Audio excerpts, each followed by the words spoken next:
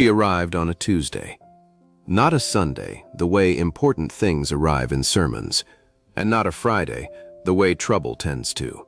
A plain Tuesday in October 1883, when the aspens on the high ridge had already gone gold and the sky above Harlow Creek, Montana, held the particular blue that only comes when the season has decided it is done pretending to be warm. Her name was Nora Ellis.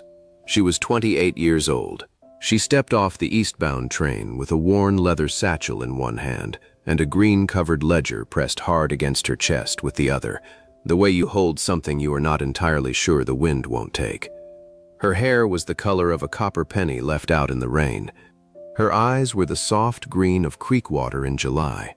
Her face was full of freckles, the kind that come from years of not caring enough about the sun to step out of it. She stood on the platform and looked at the town the way a person looks at a word they cannot quite pronounce.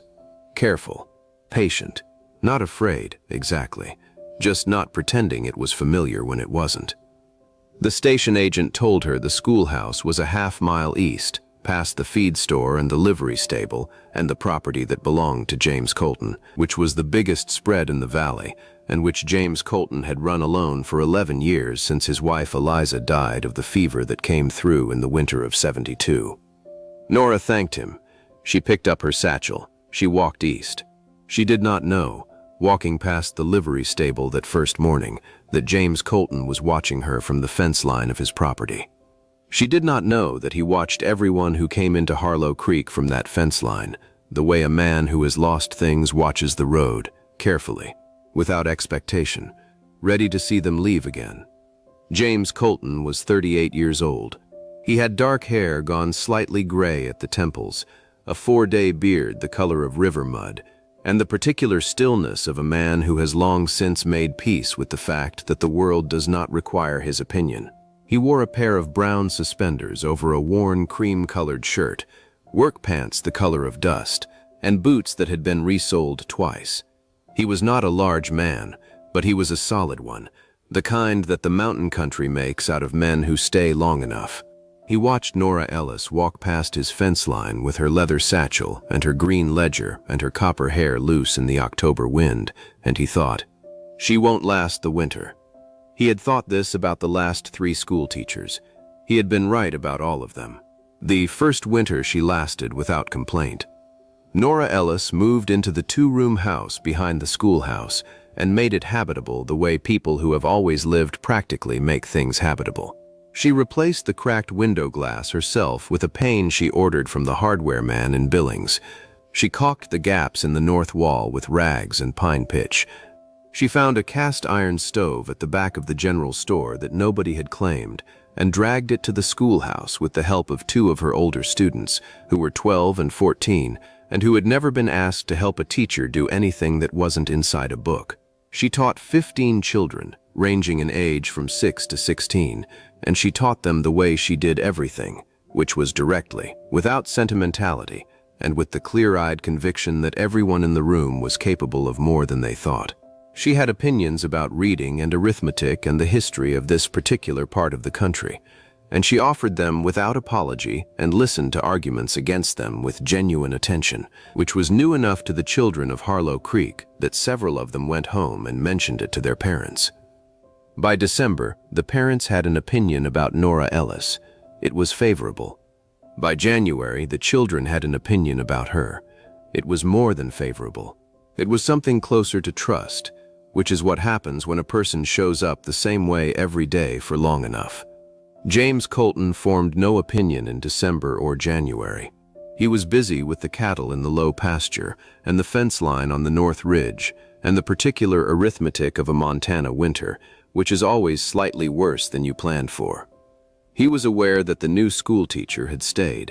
He was aware because his neighbor Pete Hargrove mentioned it twice over the course of the winter, in tones that suggested James should find it remarkable. James did not find it remarkable. He found it practical. The county needed a teacher. The teacher had stayed. These were facts that required no further examination. The first time he actually spoke to her was in February. His horse had thrown a shoe half a mile from the schoolhouse, and he was walking Cinder back toward town through the snow when he passed the schoolhouse and saw Nora Ellis on the roof. Not near the roof, on it, standing on the slope of the shingled roof in her boots and her gray skirt with a hammer in one hand and 3 nails between her teeth, reattaching a section of flashing that had come loose in the last wind. He stopped. He stood in the snow with his lame horse for a long moment and watched her work with the calm efficiency of someone who has done this before, or who simply decided 5 minutes ago that she was the kind of person who could. "You should come down from there," he said, not urgently, just as a matter of record. She took the nails out of her teeth. She looked down at him. "I will," she said, "after I finish." He waited. She finished. She came down from the roof with the hammer and a small expression of satisfaction that she didn't bother to hide. "James Colton," he said. He held out his hand. "I know who you are," she said. "Your property is the one with the red barn and the 3 horses in the near pasture. The gray one favors his left rear leg." She shook his hand. "Nora Ellis." "I know who you are," he said. She looked at Cinder. "Thrown a shoe?" "About a mile back. The farrier is in on Thursdays. Today's Wednesday." "I know," he said. There was a pause. The wind moved between them. She looked at him with the direct, patient expression of someone who was waiting to see what kind of person he was going to be. "You can put him in the schoolhouse stable overnight," she said. "The children use it for their horses. There's room." He said thank you. He did not say it easily, the way people who rarely receive things rarely say thank you easily. It came out like a word in a foreign language that he was almost certain he was pronouncing correctly. She went back inside. He put Cinder in the stable. He walked to town in the snow. He thought about her expression on the roof, the small satisfaction she hadn't bothered to hide. He thought, she is going to stay. He was not entirely sure how he felt about that. Spring came with the particular violence of Montana springs, which is to say the snow left without ceremony, and the creek rose 6 inches in 4 days, and 3 sections of James Colton's north fence went under. He spent a week repairing it. On the 4th day, Nora Ellis appeared at the fence line with a tin pail and 2 cups of coffee. She handed him a cup through the fence without explanation. She sat down on a fence post on her side of the property line and drank her own coffee and watched the mountains. He drank his coffee. He went back to work on the fence. She finished her coffee and went back the way she came without making an event of it. She came the next day, and the day after that. On the 3rd day, he said, "You don't have to do this." She looked at him with the creek green eyes. "I know," she said. They sat in silence for a while. The creek ran loud behind them. A hawk crossed the sky to the east and disappeared into the tree line. "Where did you come from?" he asked. It was the most personal question he had asked anyone in 11 years. "Pennsylvania," she said, "a town near Philadelphia. My father was a schoolmaster. My mother died when I was 9. I've been teaching since I was 18. This is the 4th school I've worked in." "Why here?" he said. "Why this far out?" She looked at the mountains for a moment. "Because it was far enough," she said. He understood that.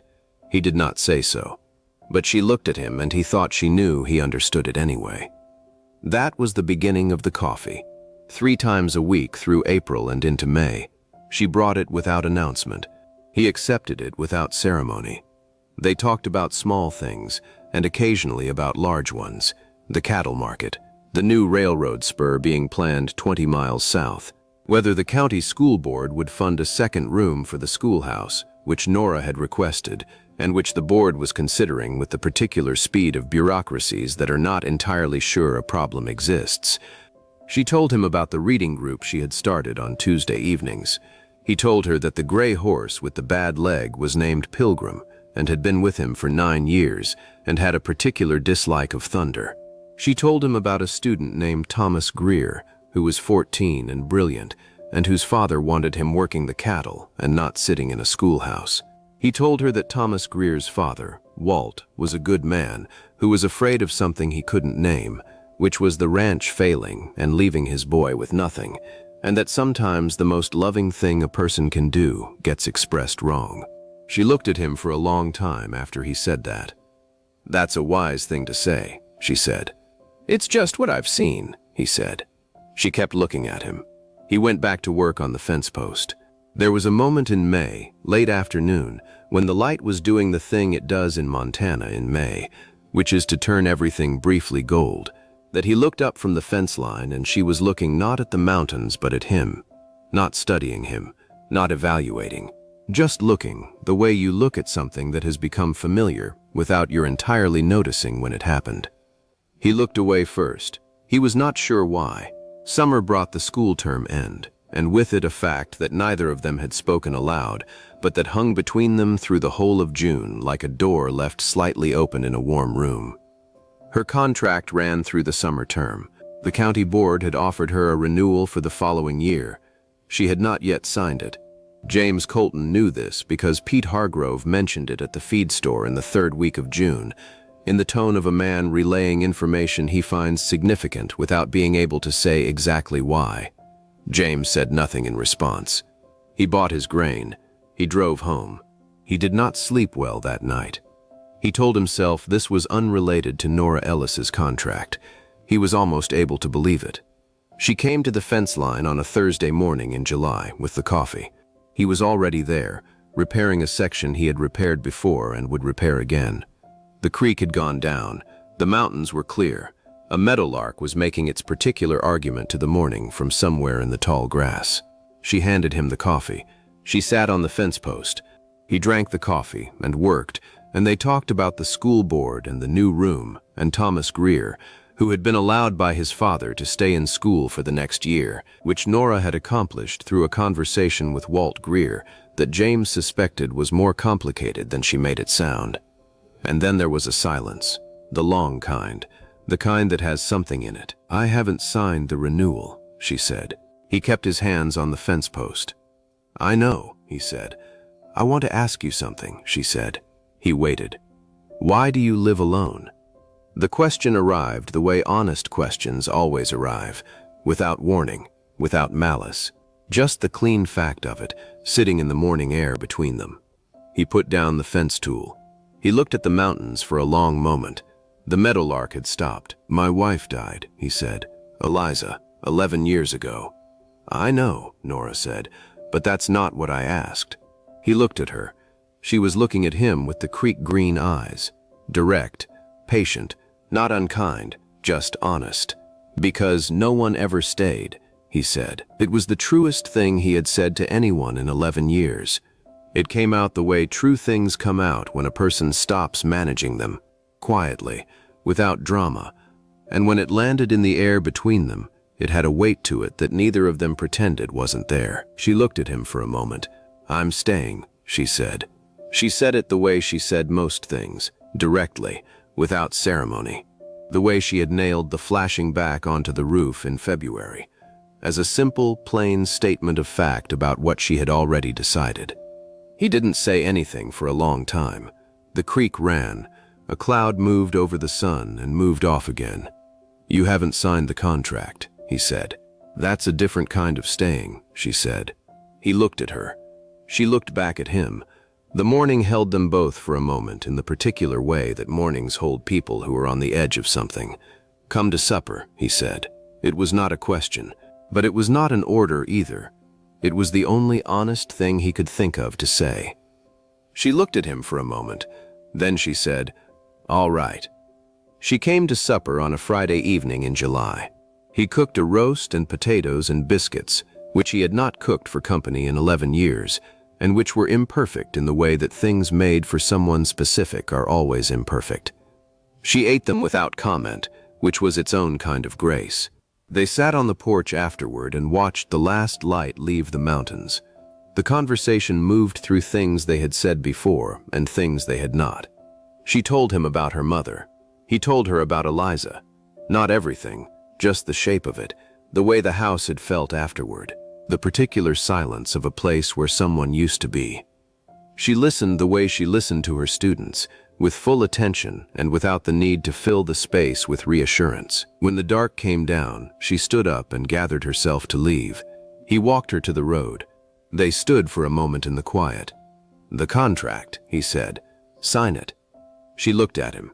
And after the school year, he said, "If you wanted, you could stay a different way." She was quiet for a moment. Then she said, "Ask me properly."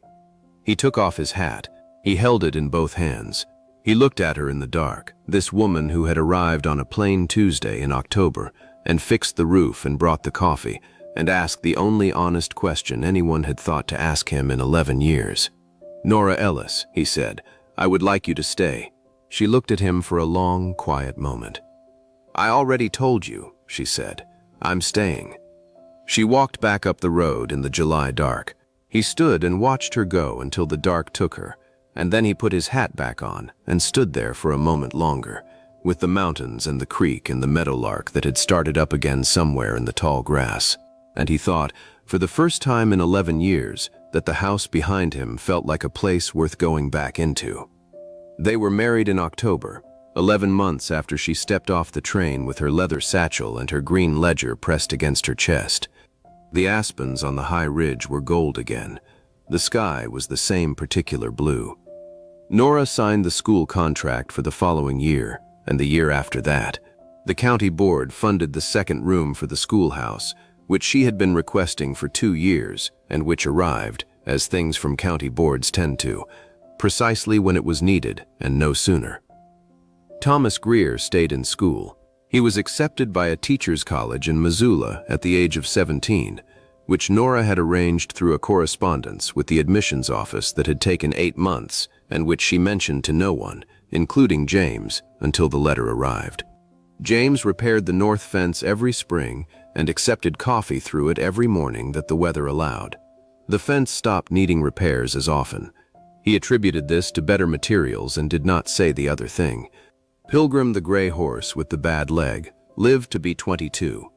James buried him on the east side of the property, near the tree line, in the spring of 1891. Nora came and stood with him and did not say anything and did not need to. In the evenings, when the school year was in session and the lessons were done and the stove was lit and the light in the front room was warm and gold, she would read. He would work on something with his hands. The house was not quiet. It was the other thing. The thing that a house becomes when more than one person lives in it and both of them have decided to stay. And on the first Tuesday of every October, when the aspens went gold and the sky went that particular blue, she would stand at the kitchen window and look up the road toward the station, and he would come and stand beside her, and neither of them would say anything because there was nothing that needed saying. She had arrived. She had asked the question. He had answered honestly, maybe for the first time in 11 years, and she had done the thing she said she would do. She had stayed. There is something that happens in the second year of a thing that did not happen in the first. The first year is about proving to yourself, to the town, to the mountain country that does not care either way. The second year is different. The second year is about settling into the shape of what you have decided. Nora Ellis Colton began her second year at Harlow Creek School on the first Monday of September 1884, with 17 students, 2 more than the year before, because word had reached 2 homesteads in the Upper Valley that the school was worth the ride.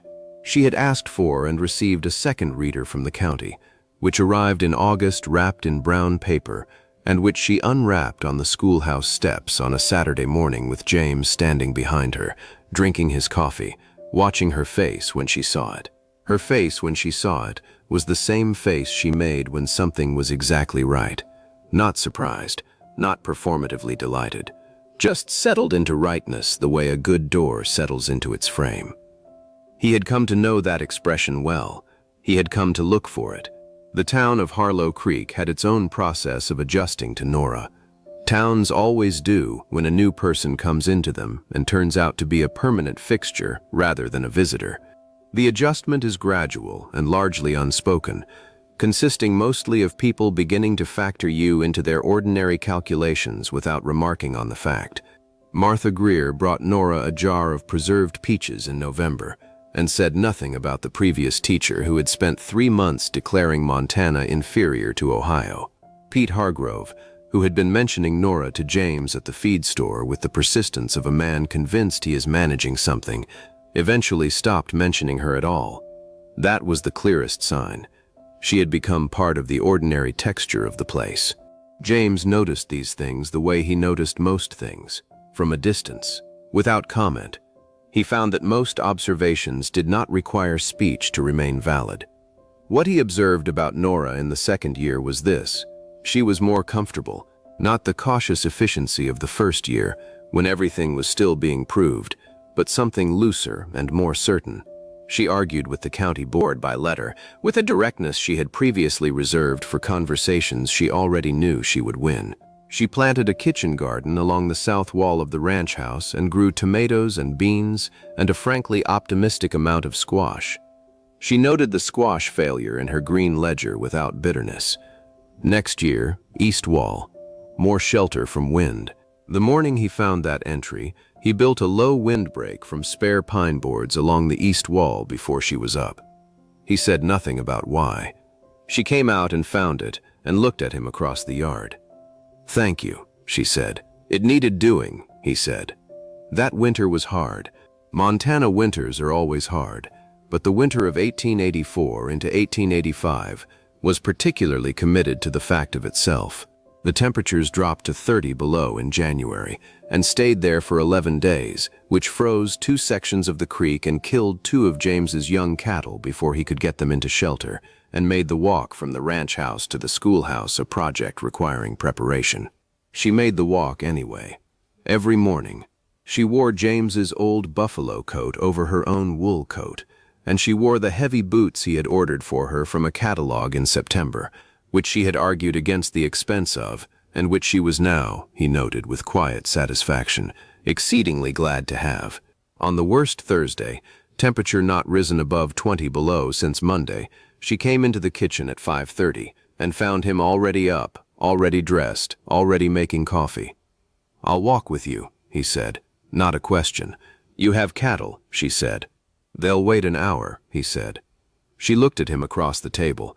She drank the coffee. He walked her to the schoolhouse in the dark and the bitter cold and built up the fire in the stove before the students came. He walked back and saw to the cattle and said nothing to anyone about any of it. She told him that evening that Thomas Greer had arrived first, 20 minutes before the others, and had immediately checked whether the fire was going. It was. He had looked at the burning stove with the particular relief of a boy whose mornings are cold enough that he still checks. James listened. He went back to the harness he was mending. After a while, he said, "He'll be fine, that boy." "I know," she said. And they sat in the warm room with the cold outside, and that was all it was, and it was entirely enough.